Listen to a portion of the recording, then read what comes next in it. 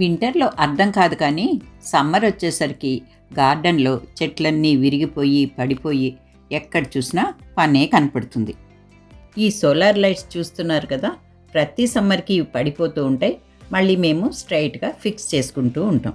ఈసారి అయితే వీటిల్ని మార్చేద్దాం అనుకుంటున్నాం.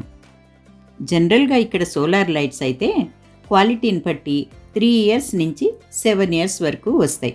ఇవి మేము ఫిక్స్ చేసి కూడా 5 ఇయర్స్ అయిపోయింది. వీటి లైటింగ్ అయితే ఇప్పుడు చాలా తగ్గిపోయింది. అందుకే మేము ఇప్పుడు కొత్తవి ఫిక్స్ చేద్దాం అనుకుంటున్నాం.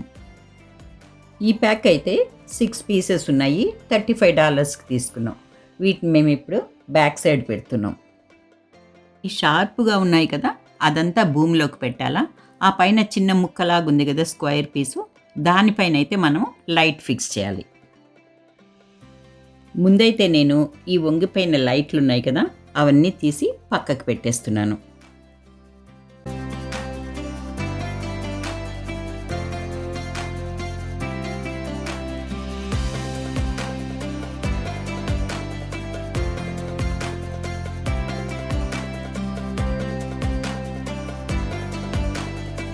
ఇక్కడ చూస్తున్నారు కదా, ఈ లైట్ కూడా ఎలా వంగిపోయిందో.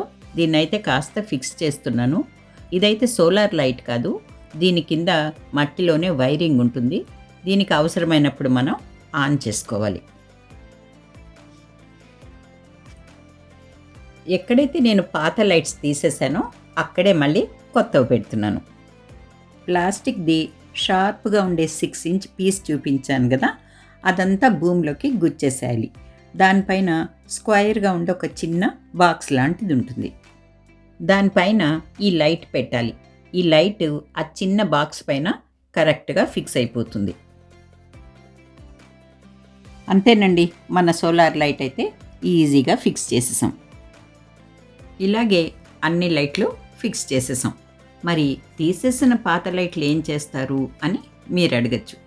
అవి ఎందుకు ఇంకా పనికిరావండి, వాటిని తీసుకెళ్ళి రీసైకిల్ బిన్లో వేసేయడమే.